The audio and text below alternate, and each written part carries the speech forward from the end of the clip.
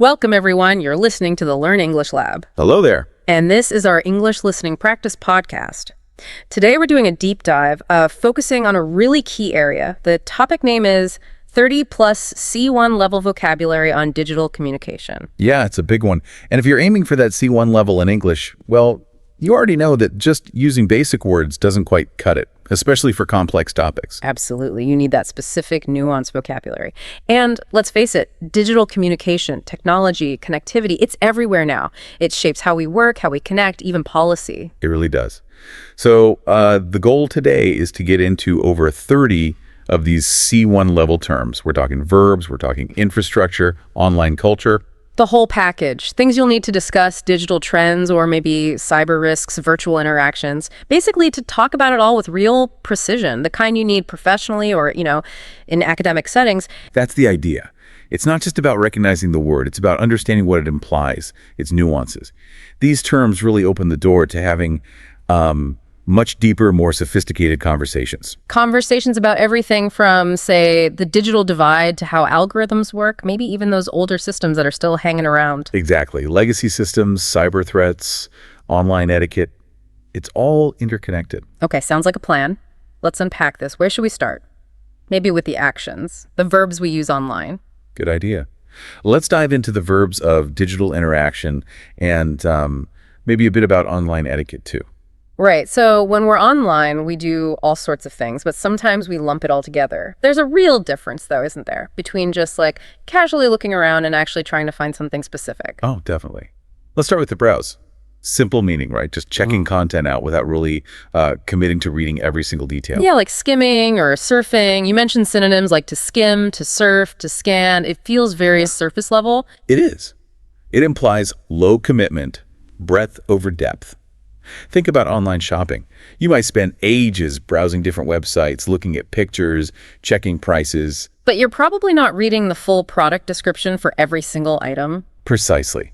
Or scrolling through your social media feed, you're browsing, scanning headlines, maybe stopping on something interesting, but not deep diving into every post. And that has professional uses too, right? I mean, I might browse a huge database of articles or our company's internal knowledge base. I'm not reading it like a book. No, you're using keywords, scanning quickly, filtering out the noise.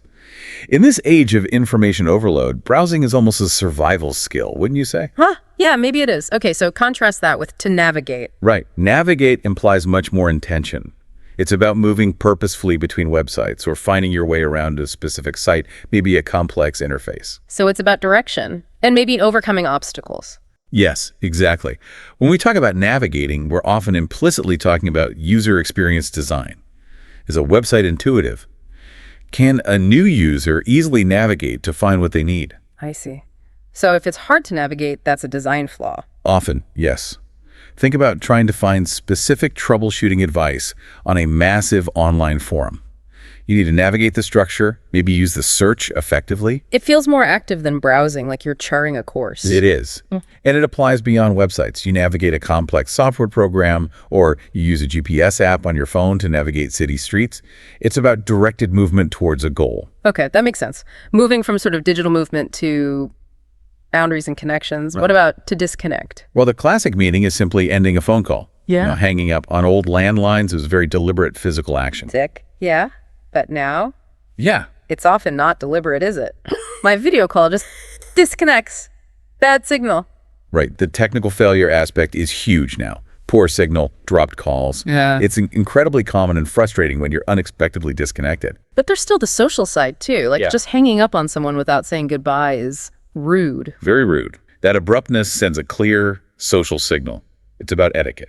And platforms have sort of adapted this. Can you disconnect from, like, a group chat? You can, yes. Yeah. Many platforms allow you to formally leave or disconnect from a conversation or a notification stream when it's over, or if it's just become too noisy. It's a kind of digital exit strategy. Okay. And that leads nicely into unblock, which is about removing restrictions. Exactly. Removing restrictions to allow access. And this applies in so many contexts, from the home right up to corporate network security. Like parents unblocking an app for their kids on the weekend? Perfect example. Parental controls often involve blocking and then unblocking content or apps based on rules or times. Or maybe IT support having to unblock a website that the company firewall accidentally flagged. Happens all the time. Ensuring legitimate access is crucial for business. And then there's the social dimension too. Ah, yes. Unblocking someone on social media after an argument. Right. It can be a symbolic gesture of reconciliation or moving on. So unblock covers everything from basic tech admin to resolving sometimes quite heated personal conflicts. Fascinating range. Okay. But not all digital actions are positive. Let's talk about the darker side. Starting with to spam. Spam. Sending unwanted messages, usually in bulk, often promotional. It evolves quite a bit from just being annoying email clutter. It feels much more like a threat now sometimes. It often is. We can think of it in three main spheres. First, cybersecurity. Sophisticated phishing scams often rely on spamming huge numbers of people, hoping a few will click the malicious link or give up their details. So the volume itself is part of the threat? Definitely. Second sphere. Community management. Anyone running a forum or a social media group knows this. Moderators spend a lot of time identifying and banning users who spam the discussions with off-topic ads or nonsense. It ruins the conversation. Protecting the signal-to-noise ratio, you could say? Well put. And the third sphere is legal and regulatory. Companies can face massive fines under data protection laws like GDPR if they send out marketing emails, essentially spam, without getting proper explicit consent first. So it's not just annoying, it's potentially illegal digital pollution. That's a good way to think about it.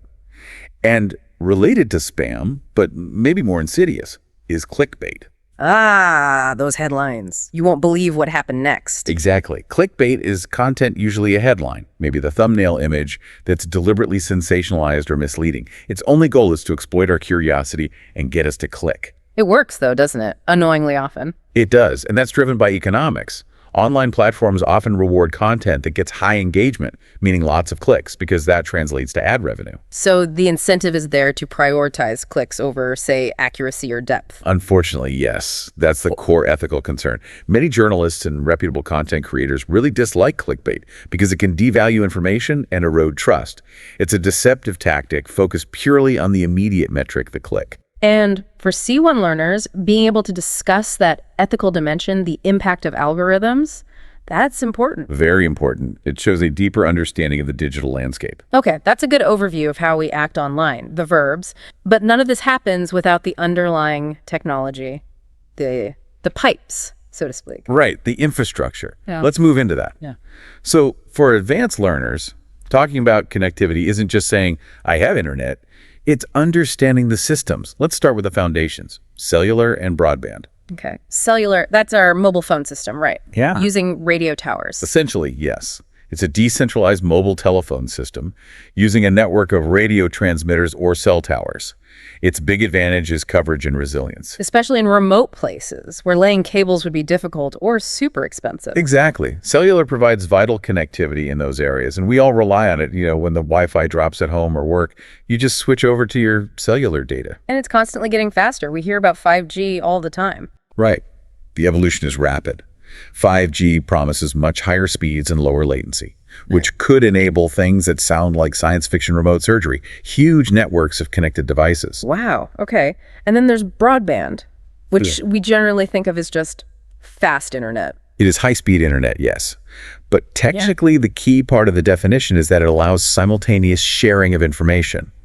Uploading, downloading, streaming, all happening at the same time. Ah, okay. So unlike the old dial-up days where you couldn't use the phone and the internet together. Precisely. That capacity for concurrent activity is the big differentiator, and the impact of having reliable broadband is just massive. For entertainment, sure. Streaming movies in high definition. Yes, but much more fundamentally for the economy, for education, businesses need it to compete globally, students need it for online learning. And this leads to big policy debates about the digital divide. Because not everyone has access, especially in rural areas. That's a huge societal challenge. Many rural communities still lack reliable, genuinely high-speed broadband that people in cities take for granted. It's an equity issue. And when we talk about upgrades, like getting fiber optic broadband, that's a big leap. A massive leap. Fiber offers symmetrical speeds. Uploads are just as fast as downloads, which is crucial for things like video conferencing or uploading large files. It's replacing older copper wire systems that just can't keep up with today's data demands. It really highlights how far we've come, which actually makes me think about some older technologies, maybe a quick historical detour. Good idea. To appreciate broadband, it helps to remember what came before, like the telegraph. Wow, okay, going way back. Pre-telephone, sending signals over wires. Exactly. It used electrical signals, later radio signals, to transmit messages over long distances. It absolutely revolutionized communication in the 19th century. News could travel faster than a ship or train for the first time. A total game changer. And it relied on coding the messages, famously using Morse code to translate letters into electrical pulses, a foundational piece of electronic communication history. And then, a bit closer to our own time maybe, the payphone. Ah, the payphone. Remember those? Yeah. Public telephones, usually in a booth or mounted on a wall, requiring coins or maybe a prepaid card. They seem almost mythical now. You hardly ever see them. They're virtually extinct, aren't they? A direct result of everyone having a mobile phone. But they used to be absolutely essential, especially when traveling. Right. Finding one at an airport or train station to call home and fumbling for the right coins. Or checking if your card had enough credit left. It feels so cumbersome now, but it shows how quickly personal tech can just completely replace a whole public infrastructure. True. Okay, so moving from public spaces to maybe inside buildings, internal communication, what about an extension? An extension is simply an extra telephone connected to the main phone line within a building or home, like a branch off the main line. So in a big office, everyone has their own extension number. You dial like 4 digits to reach a colleague directly. Exactly. It bypasses the main switchboard for internal calls. Very efficient for large organizations. Or at home, maybe you'd have an extension phone upstairs just for convenience. Simple, localized contact. Got it. And what about the fax machine? Still clinging on in some places. The fax or facsimile machine, yes, it stubbornly persists. Yeah. It sends and receives copies of documents electronically over a phone line. It feels so outdated, but you still hear about it being used, especially in like law or medicine. That's the interesting part. Some professions, particularly healthcare legal fields, still rely on fax for sending certain documents like contracts or medical records. They often cite security or regulatory reasons. The idea that a dedicated phone line is somehow safer than email. Even though the machines themselves can be temperamental. Oh, definitely. Everyone has a story about the old office fax machine jamming or running out of toner at the worst possible moment. Ah, okay. And one more internal system, the intercom. Right. An intercom is purely an internal voice communication system, connecting different points within a specific building, or maybe even a vehicle like a plane. So like the announcements you hear in a supermarket, clean up on aisle 5, or paging someone. Exactly. Public announcements are a common use. Or in an office, maybe quick updates from a manager's desk to the team. And in specialized fields, like aviation, it's critical for safety pilots coordinating with the cabin crew via the intercom. Focused internal voice comms. Okay. We've laid the groundwork now, the actions, the infrastructure, both old and new. What about the culture that's grown up around all this, the language itself? Yeah, let's dive into the language of digital culture and content next. It's fascinating how it evolves. Digital culture is fast, visual, and often relies on shorthand. So if you want to communicate effectively at a C1 level, you need to understand these shortcuts. Let's start with the difference between emoji and emoticon. People sometimes mix these up. Right. Emoticons came first, didn't they? Using just keyboard characters, like the classic smiley face. Totally. Or the winky face. Exactly. Emoticons are purely typographic. They were the original way to add tone or emotion to plain text in early emails and chat rooms. Simple, but effective back then. And emojis are the little pictures, the graphics. Correct. Emojis are actual small digital images or icons originating in Japan. They're much more visually expressive, standardized across platforms, and they get updated all the time. You use them to add feeling, maybe replace a word entirely. Yes. And the updates are interesting too. They often reflect social changes, like adding emojis for more diverse skin tones, family structures, or cultural items. So they're dynamic in a way emoticons aren't.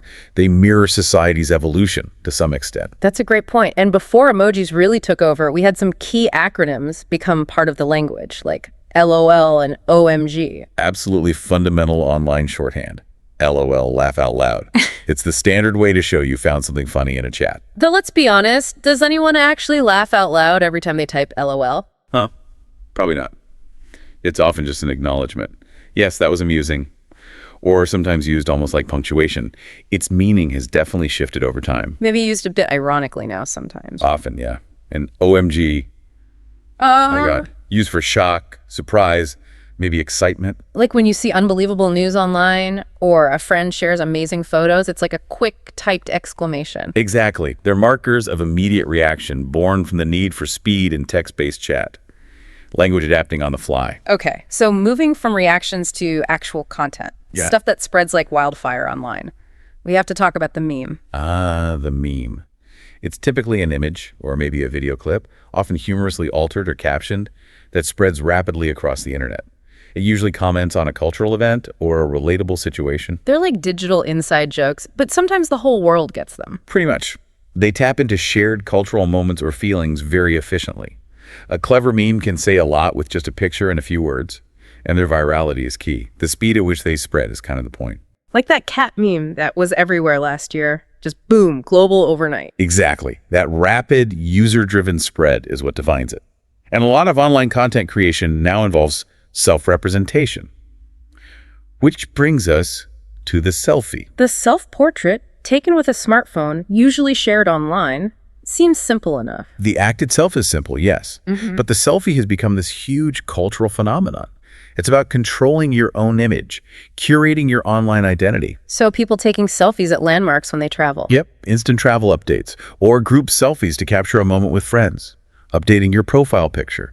It's all about presenting yourself visually to the digital world, owning your narrative, as you said earlier. And then there's a more involved form of self-representation, the vlog, video blog. Right. A vlog is essentially a blog in video format. Creators share their personal experiences, maybe their expertise on a topic, their daily life, opinions, all through recorded video, usually in a series. And these have become huge. Some vloggers have massive audiences. They really have. Vlogging is kind of democratized broadcasting. Individuals can build large, loyal followings by sharing authentic stories or deep knowledge about a niche topic. Like a travel vlogger showing hidden spots, or maybe a chef vlogging recipes from their kitchen. Exactly. It bypasses traditional media. The perceived authenticity is often key to building that connection with the audience. It feels personal. Okay, what about interruptions and maybe hybrid things like to photobomb? Photobombing. That's the act of deliberately, often humorously, jumping into someone else's photo just as it's being taken. Yeah. Making a silly face or just appearing unexpectedly. Usually meant playfully, right? Generally, yes. It Okay. happens at weddings, parties, someone pops up behind the happy couple. Or sometimes animals do it unintentionally, which can be hilarious. And sometimes celebrities photobomb fans and it goes viral. Exactly. It's that unexpected, often funny disruption captured on camera. Okay, and the hybrid device, the phablet. The phablet. A blend of phone and tablet. It describes those devices that were larger than a typical smartphone, but smaller than a standard tablet. Trying to be the best of both worlds. Big enough screen for videos, but still portable. That was the idea. Appealing to people who watched a lot of media or wanted more screen space for productivity on the go without carrying a separate tablet. But are they still really a thing, with phone screens getting bigger and foldable phones emerging? That's the question, isn't it? The category seems less distinct now. Technology like foldable screens might be making the traditional phablet concept obsolete. It's a good example of how quickly tech terms and categories can shift. Interesting. Okay, we've looked at culture, content, behavior. Let's maybe wrap things up by looking at the more technical structures and security aspects, the real nuts and bolts. Sounds good. Let's move into the structures, systems, and security concepts. These are definitely crucial for C1 level discussions. Right, so to talk intelligently about the digital world, you need to grasp how it's organized. Let's start internally on your own computer. The directory. Which is basically a folder, right? But maybe directory sounds a bit more technical. It often implies a bit more about the hierarchical structure, yes. It's an organized container for files on a computer. You might hear people talk about the root directory, which is the top level one.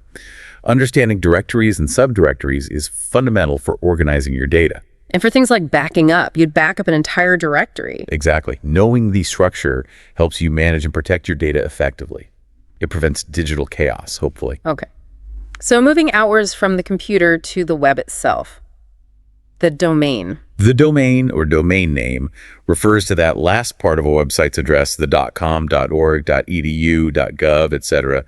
It identifies the website's category or location. And the choice of domain says something, doesn't it? .com for commercial, .org for nonprofit organizations. Usually, yes. It signals the site's purpose or affiliation, and registering a unique domain name is a critical first step for any person or organization wanting an online presence. It's like claiming your address online.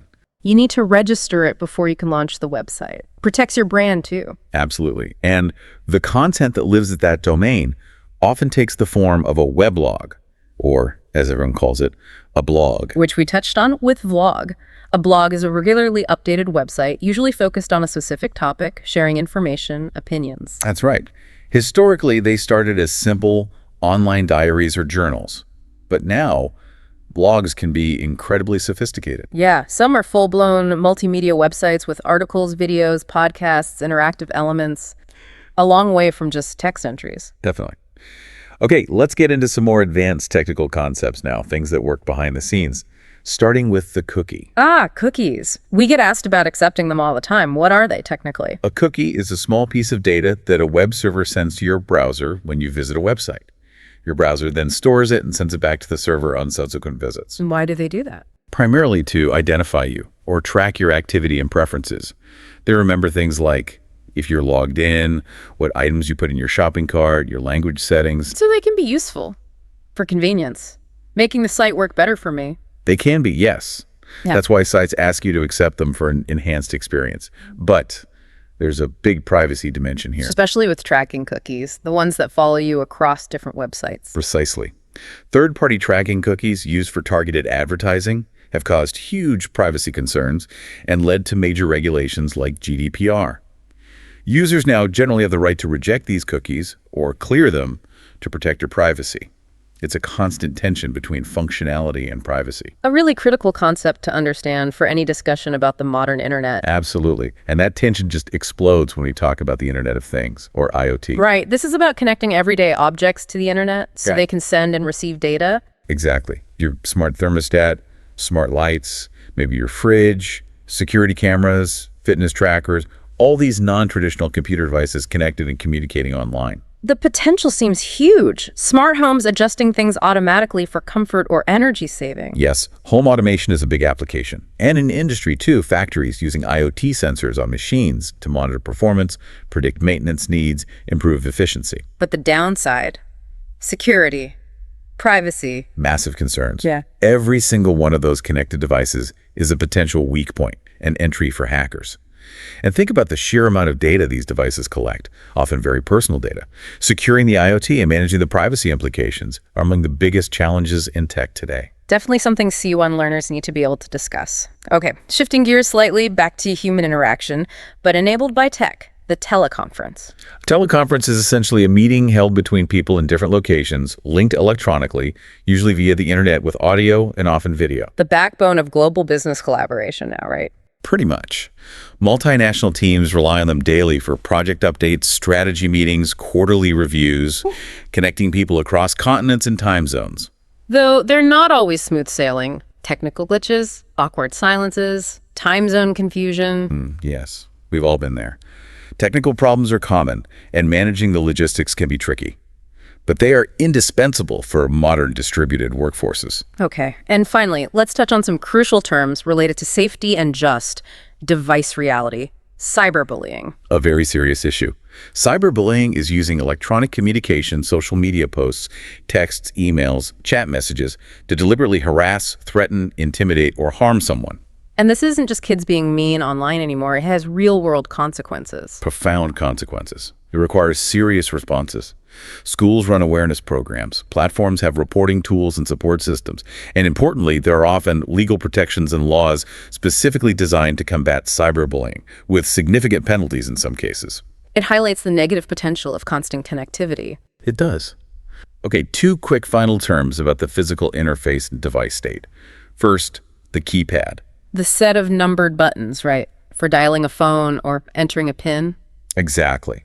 Traditionally physical, like on an old phone or an ATM machine where you punch in your code. But now, very often virtual.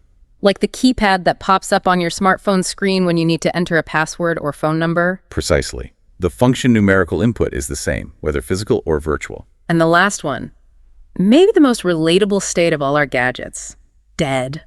Simple but crucial vocabulary. Dead just means the device isn't working because it has no power. The battery is completely drained. That moment of panic when your phone goes dead right in the middle of an important call. Or when you're relying on it for directions. We're constantly trying to avoid our devices going dead, plugging them in just in case. It's the ultimate abrupt end to our digital connection. A very common and frustrating modern experience. Hashtag tag outro. Wow, okay, we really covered a lot of ground there. A huge range of C1 vocabulary touching on everything from the ethics of clickbait and spam To the massive infrastructure projects behind broadband and cellular networks. right through to cultural trends like vlogging and memes, and then the serious side like IoT security and cyberbullying. And if you connect all these dots, if you think about the bigger picture, what this vocabulary really reflects is this massive shift in communication. We've moved from relying on physical closeness or dedicated hardware like payphones or office extensions. Things you could see and touch. Right. To these pervasive, almost invisible systems of data flowing constantly. IoT, cellular data, cloud services. Mastering these terms lets you actually talk about the complexity of modern life, the nuances, the challenges. Which, as we said at the start, is exactly what advanced English proficiency demands. It's about moving beyond just using the tech to being able to critically discuss its impact. Couldn't agree more. It shows a much deeper level of engagement and understanding. So, to leave you, our listener, with something to think about, here's a provocative thought. Ooh, I like a provocative thought. Looking back at the terms we discussed, which of those legacy terms, maybe fax, telegraph, payphone, do you think will genuinely vanish completely in the next, say, 10 years? Gone forever? Interesting question. And conversely, which of the newer terms we talked about, perhaps phablet or even vlog, might not disappear, but could evolve into something totally different, maybe unrecognizable because of new tech like AI or foldable screens? That's a really good one to ponder. How will the language itself adapt to the next wave of innovation? A fascinating challenge indeed. Yeah. Well, if this deep dive lugged you into learning, make sure to like, share, and subscribe to this YouTube channel. Yeah, please do. It helps others find this content. We'll be back soon with another deep dive. Thanks for listening.